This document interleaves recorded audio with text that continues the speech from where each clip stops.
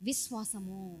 విశ్వాసము లేకుండా దేవునికి ఇష్టలే ఉండుట అసాధ్యము.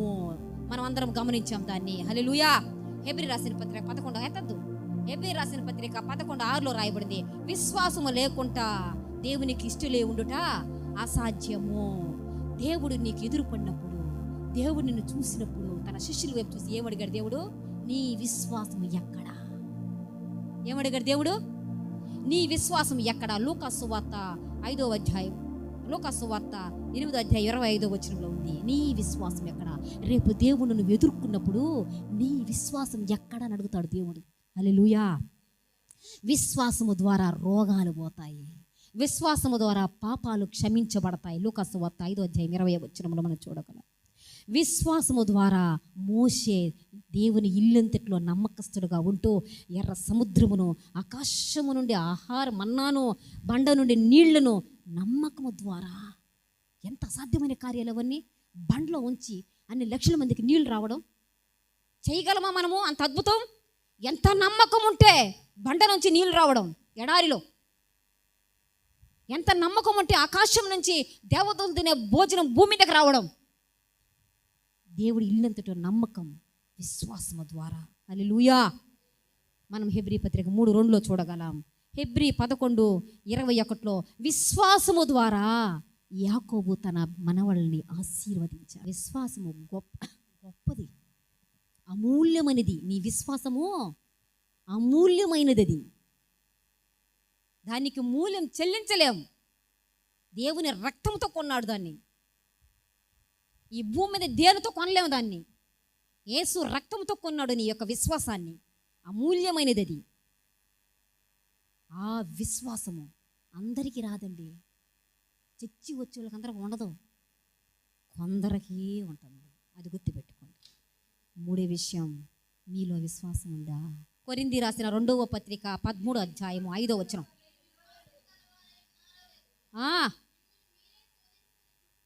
ఆమేన్. హల్లెలూయా.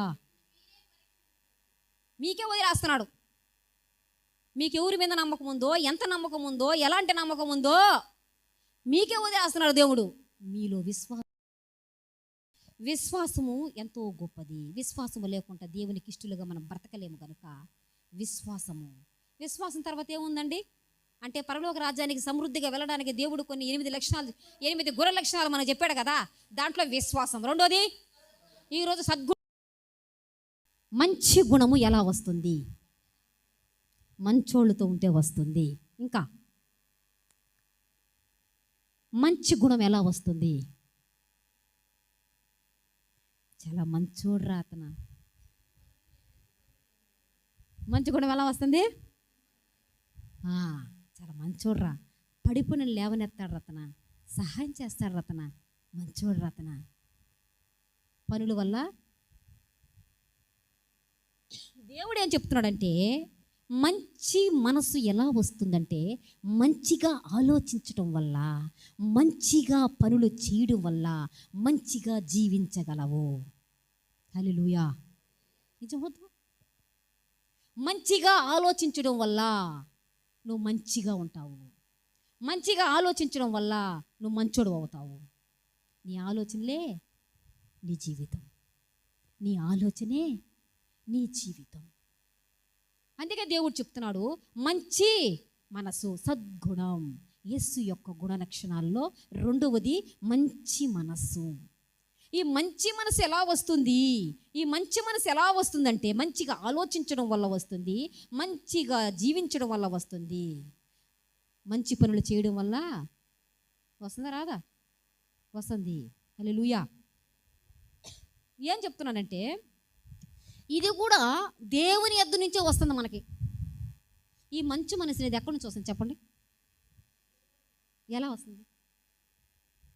నేను చెప్పేసాను కాబట్టి అది చెప్తాను. మంచి మనసు ఎలా వస్తుందానా? మంచి మనసు ఎలా వస్తుందానా? మంచిగా ఆలోచిస్తూ వస్తుంది కదా. మంచి ఆలోచన రావాలంటే ఎవరి వలనైనా అదే కదా. ఆ మాదిరిగా టెంకాయ కొట్టే సర్వనాశనం అయిపోతుంది మనం. దేవుడు ఇవ్వాలా, దేవుడు ఇవ్వాలా, దేవుడు ఇవ్వాలని. దేవుడు ఇవ్వవలసినటివి కొన్ని, మనము చేయవలసినవి కొన్ని ఉన్నాయని మరిచిపోయి అన్నీ దేవుడే అన్నీ దేవుడే అనేసి దేవుడి మీద వేస్తూ ఉన్నాం. బాగా గమనించండి.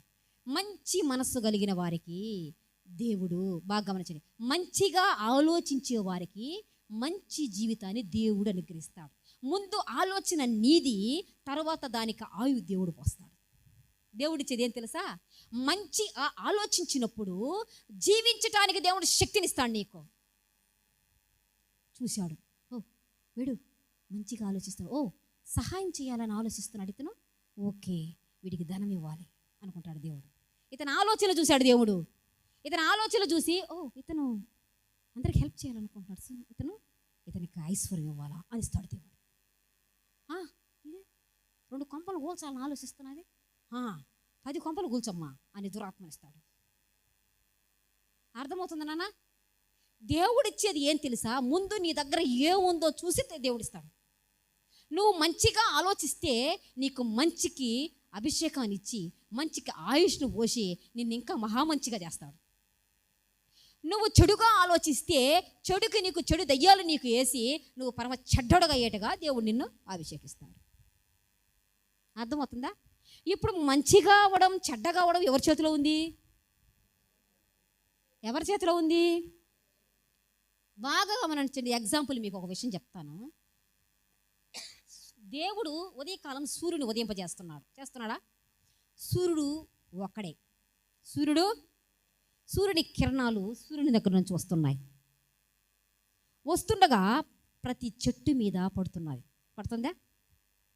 ఆ చెట్ల మీద పడినప్పుడు అవన్నీ తీసుకొని శక్తిని పొంది అవి ఫలాలు ఇస్తున్నాయి. ఒకే సూర్యుని కిరణాలు అయితే ఇస్తున్న ఫలాల చెట్లు ఎలా ఉన్నాయండి? వేరువేరుగా ఉన్నాయి. గమనించండి, ఇక్కడ మీరు గమనించాలి. దేవుడు ఈ సృష్టిలో ఒక అద్భుతాన్ని పెట్టాడు. నువ్వు అడిగినప్పుడు వచ్చి ఇవ్వటానికి ఆయన పరలోకంలో దిగొచ్చి నీకు ఈడు. ఈ సృష్టి ఆరంభప్పుడు దేవుడు లోకంలో శక్తిని ఉంచాడు. లోకానికి చెప్పాడు, వాళ్ళు ఎలా ఆలోచిస్తారో దానికి ఫవర్ ఇవ్వండి మీరు. సూర్యుని ఉదయం చేశాడు ఆదిలో, సూర్యుని కలగజేశాడు ఆదిలో. ఇప్పటి వరకు దానికిచ్చిన శక్తి ప్రకారంగా అన్నిటికీ ఒకే విధంగా వదులుతున్నది. అవన్నీ తీసుకొని వాటి తత్వంతో ఫలాలు ఇస్తున్నాయా? అదేవిధంగా మానవ శక్తికి కూడా దేవుడు ఒక శక్తిని భూమి మీద ఉంచాడు. ఎవడెవడు ఎలా ఆలోచిస్తున్నాడో దాని తగిగా ఒక శక్తిని ఇవ్వండి అన్నాడు. అర్థమవుతుందా? ఇప్పుడు నువ్వు చెడుగా ఆలోచిస్తే చెడు శక్తి నీలోకి వచ్చి నిన్ను ప్రభావితం చేస్తుంది. నువ్వు మంచిగా ఆలోచిస్తే మంచి శక్తి నీలోకి వచ్చి నిన్ను ప్రభావితం చేస్తుంది. దేవుడు నన్ను దేవుడు మార్చాలంటే నీ మొహం నీ కోసం మహిమని వీడు రావాలా? ఎప్పుడైనా అర్థమవుతుందా?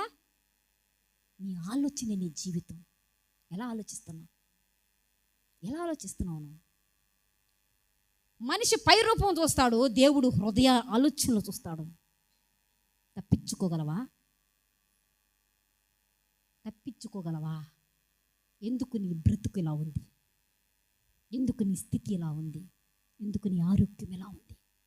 సకల రోగాలు స్వస్థపరిచే దేవుడు కదా ఆయన. సకల ఆశీర్వాదం కారణకర్త కదా ఆయన. సకల జీవరాశులకు ఆహారం తెచ్చే గొప్ప దేవుడు కదా ఆయన. అంత గొప్ప దేవుడి దగ్గర నీకెందుకు బలహీనంగా ఉంటున్నావు? నువ్వు ఆలోచిస్తున్నావు? ఎలా ఆలోచిస్తున్నావు నువ్వు? దేవుడు సృష్టి ఆరంభప్పుడే దీనికి కావాల్సినవన్నీ చేసి వదిలేశాడు ఆయన. ఇక మారదు. ఆయన ప్రణాళికలు మారవు, ఆయన ఉద్దేశం మారదు, ఆయన సంకల్పం మారదు. మనం మారాలా కానీ ఆయన మారడు. ఏదైనా మనం మారాలా కానీ ఆయన మారడు, ఆయన మార్చడు. ఒకవేళ ఆయన మారిస్తే ఆయన దేవుడు కాదు, మార్చకూడదు. ఆయన దేవుడు అంటే అది పవరు. మనిషి అయితే మనిషిని బట్టి మార్చుకుంటాం, మనిషిని బట్టి సర్దుకుంటాం. దేవుడు అలా కాదు. ప్రణాళిక రాస్తే అది మారదు. శాసనం అంటే అదే దేవుడు. హల్లెలూయా. దేవుడికి మహిమ కలుగాక. బాగుండారని పక్కన అడగండి. దేవునికి మహిమ కలుగాక. దేవుడు ఈ సృష్టి ఆరంభంలోనే మంచి వాళ్ళకి శక్తి, చెడు వాళ్ళకి చెడు శక్తి, మంచి వాళ్ళకి మంచి శక్తిని ఆల్రెడీ పెట్టేస్తున్నాడు. వాళ్ళు తీసుకుంటున్నారు, వాళ్ళ ఆలోచనల ప్రకారంగా తీసుకుంటున్నారు, వాళ్ళ ఆలోచన ప్రకారంగా తీసుకుంటున్నారు. అలాగే వాళ్ళు బ్రతుకుతున్నారు. అర్థమవుతుందా? ఎగ్జాంపుల్గా మీకు చెప్తా. బైబిల్లో సౌలు ఉన్నాడు, తెలుసు కదా, దావీదు కంటే ముందు రాజు ఆయన. దావీదు మహారాజు కంటే ముందు రాజు, అంటే మొదటి రాజు ఆయన.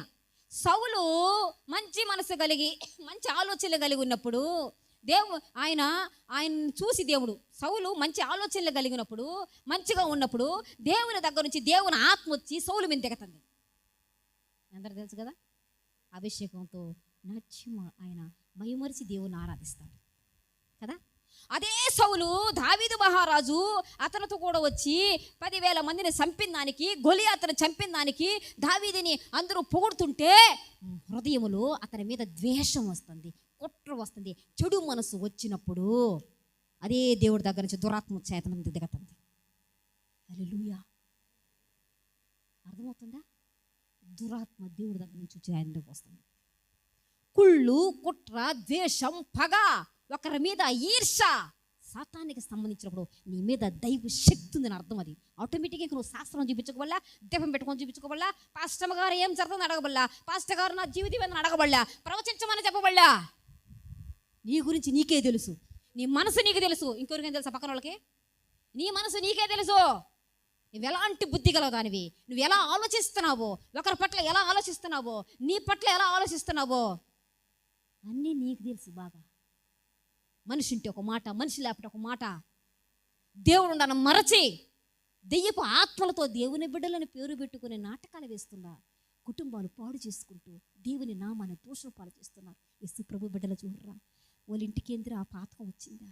దేవుడు రంపిస్తాడా? దేవుడు చేస్తాడా? నువ్వు తీసుకొచ్చి పెట్టుకొని నీ అసభ్యమైన ప్రవర్తనతో, నీ అసభ్యమైన అనాలోచనతో నువ్వు తీసుకొచ్చి పెట్టుకున్నావు. హల్లెలూయా. దేవునికి మహిమ కలుగును గాక. ప్రియమైన బిడ్డలారా, మంచి మనసు రావడం పోవడం ఎవరి చేతిలో ఉంది? ఎవరి చేతిలో ఉందమ్మా? ఎవరి చేతిలో ఉంది? చెప్పండి పక్కన వాళ్ళతో, నీ చేతిలోనే ఉందని. గుర్తుపెట్టుకోండి, నీ చేతిలోనే ఉంది. నువ్వు మంచిదాని అవ్వాలన్నా, మంచివాడు అవ్వాలన్నా నీ చేతిలోనే ఉంది. నువ్వు మంచివాడు అవ్వాలన్నా, మంచివాడు కాకుండా పోవాలన్నా నీ. దావీదు వలనే నాట్యమాడి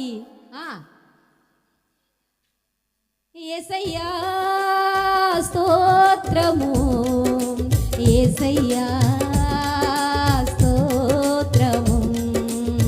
దావీదు వలనే నాట్యమా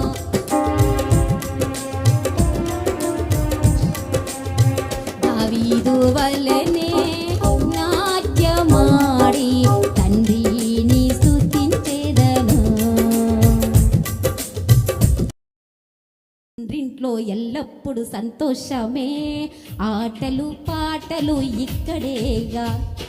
తండ్రింట్లో ఎల్లప్పుడు సంతోషమే, ఆటలు పాటలు. ఆడుదా కొని ఆడుదా, పాడుదా. హల్లెలూయా ఆనందమే అద్దులేని. తప్పక బారలా వానించలోడి వానమలోడి అద్దులేని. నిజముగా సంతోషం ఉండేవాడు. యేసయ్య సన్నిధిలో నిజమైన ఆనందం దొరుకుతుంది. నీ బాధను, నీ వ్యాధిని తీసుకొని మూత ముట్టుకో కూర్చోబాక. ఆనందం రావాల బయట నుంచి. తండ్రింట్లో ఎల్లప్పుడు సంతోషమే, ఆటలు పాట.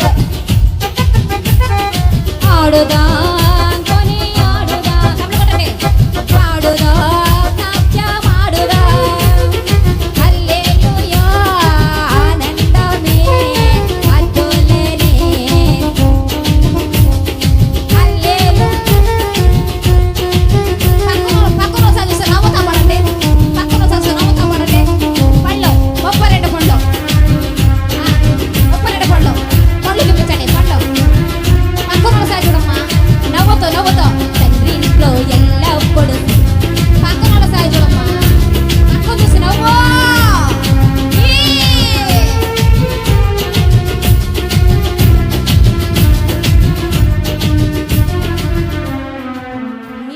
సంతోషం లేదా? వాళ్ళకంటే ఆయనలు ఉంటారు, ఆవుళ్ళు ఉంటారు, ఏమేమో ఉంటాయి, ఏముళ్ళు ఉంటాయి, వాళ్ళకి సంతోషం. మీకు కూడా సంతోషం లేదా అని పెట్టుకున్నారు. దేవుళ్ళు ఎలా ఉండాలి?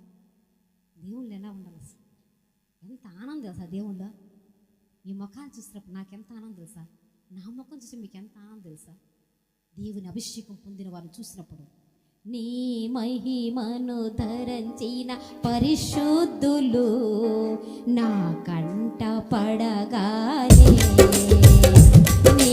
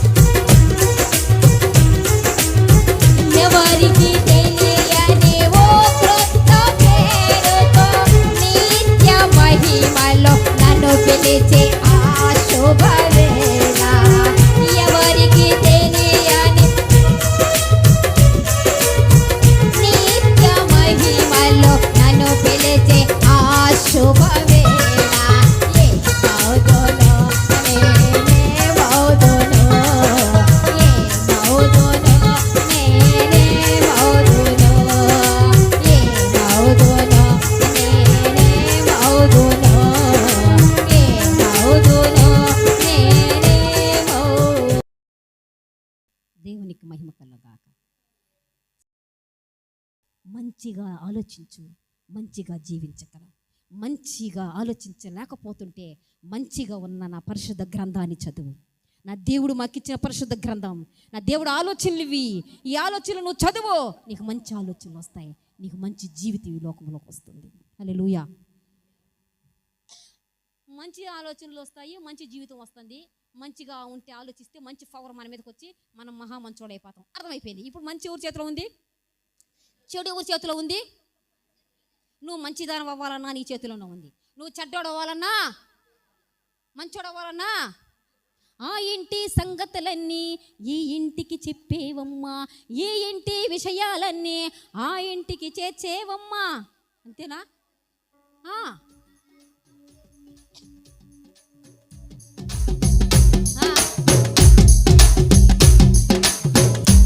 ఇంటి సంగతులన్నీ ఈ ఇంటికి చెప్పేవమ్మా, ఈ ఇంటి విషయాలన్నీ ఆ ఇంటికి చేర్చేవమ్మా. అక్కడ మాటలు ఇక్కడ చెప్పి విన్నదాన్ని మార్చేసి, అక్కడ మాటలు ఇక్కడ చెప్పి విన్నదాన్ని మార్చేసి, తంటాలో పెట్టక పెద్దమ్మా, చిచ్చు పెట్టవాకే చిన్నమ్మా. తంటాలో పెట్టకు పెద్దమ్మా, చిచ్చు పెట్టవాకే చిన్నమ్మా. ఎవరి పిల్లల వల్ల కానీ, ఎవరి భర్తల వల్ల కానీ, ఏ భార్యలకు కానీ ఇబ్బందులు కలగవు. నీ ఆలోచనే నీ జీవితం. నువ్వు ఎలా ఆలోచిస్తావో అలాగే జీవిస్తావు. నువ్వు మంచిగా ఆలోచిస్తే దేవుని శక్తి నీలోకి వస్తుంది. నువ్వు చెడ్డగా ఆలోచిస్తే దెయ్యం శక్తి నీలోకి వస్తుంది. మంచిగా ఉండాలనుకున్నా చెడ్డగా ఉండాలనుకున్నా ఎవరి చేతిలో ఉంది? అర్థం మెయిన్ ఏంటంటే ఎవరికి మంచిగా ఉండాలి. ఇక్కడ ఇద్దరు ఉన్నారు, ఒకటి లోకము, రెండు దేవుడు.